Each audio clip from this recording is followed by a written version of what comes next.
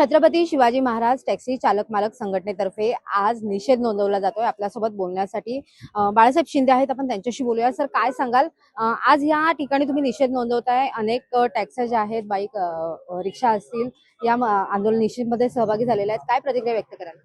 विषय असा आहे की आपण बघितलं असाल, विधान भवनामध्ये सन्माननीय परिवहन मंत्री प्रतापजी सरनाईक साहेब यांनी एक विषय घेतला होता रॅपिडो बाईक टॅक्सीच्या ह्याच्या संबंधित।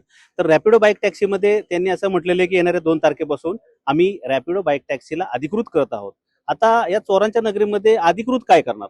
माननीय उच्च न्यायालय, माननीय सर्वोच्च न्यायालयाने त्याच्यामध्ये रिट पिटिशन आमच्या फाईल दाखल झालेले होते। त्या रिट पिटिशन मध्ये त्यांनी म्हटलेलं आहे की कुठल्याही नंबर प्लेटच्या ज्या बाईक आहेत, साध्या ज्या आपण चालवतो त्या बाईकला कुठेही अधिकृत परवानगी देता येत नाहीये। या सगळ्या अनधिकृतपणे चालू आहेत।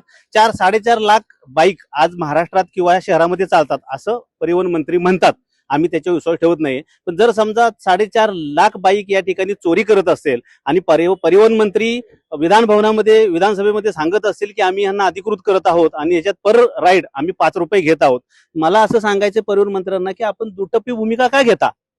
4 दिवसा पहिले मंत्रालयामध्ये आपण बाईक रॅपिडो बाईक टॅक्सीला बोलवता, त्याच्यावर दंडात्मक कारवाई करता। तुमचं हे पत्र आहे आमच्याकडे 12 मे 2026 सायबर क्राईमला आपण पाठवलेलं आहे की तुम्ही अशा कुठल्याही अनधिकृत बेकायदेशीर बाईक असतील त्यांच्यावर कारवाई करा। आणि नंतर तुम्हाला एका रात्रीच असा काय साक्षात्कार होतो, तुम्हाला काय मिळालं आहे सरकार रॅपिडो कंपनीकडून की तुम्ही त्यांना अधिकृत करायला निघाला? अधिकृत होत नाहीत, सरकारलाही माहित आहे आणि न्यायालयाचे तसे आदेश आहेत। त्याच्यामुळे तुम्हाला ह्या बाईक टॅक्सी अधिकृत करता येणार नाहीत आणि त्याच्या विरोधात आज आम्ही इथून छत्रपती शिवाजी महाराज चौक वाशी येथे जात आहोत। तिथे आम्ही सरकारच्या विरोधात आणि सरनाईकांच्या विरोधात रोष व्यक्त करून आमचे सर्व टॅक्सी चालक मालक, रिक्षावाले आहेत, ऑनलाईन कॅबवाले सगळे एकत्र आहेत आणि हे कुठल्या एका पक्षाचे नसून अनेक संघटनेचे महाराष्ट्रातून एकत्र झालेले आहेत। हे यांचे परिवार सुद्धा आज आपली रोजीरोटी वाचवण्यासाठी इथं जमा झालेला आहे। इथून आम्ही छत्रपती शिवाजी महाराज चौकात जाऊन रोष व्यक्त करून मंत्रालयावर जाऊन मंत्रालयाला आणि प्रताप सरनाईकांना घेराव घातल्याशिवाय राहणार नाही।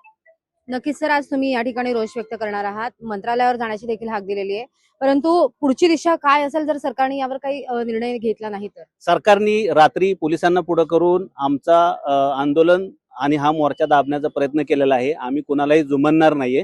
आम्ही संविधानिक मार्गाने आणि संवेदनशीलतेने सर्व अटी शर्तींचं, नियमांचं पालन करून आम्ही हा मोर्चा घेतलेला आहे। आम्ही सर्व परवानग्यासाठी पत्र दिलेले आहेत।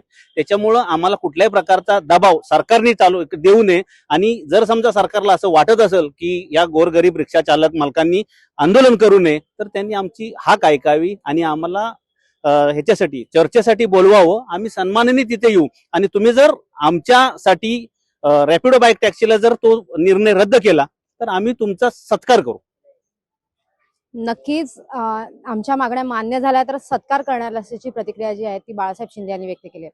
कविता लोखंडे, जय महाराष्ट्र, नवी मुंबई।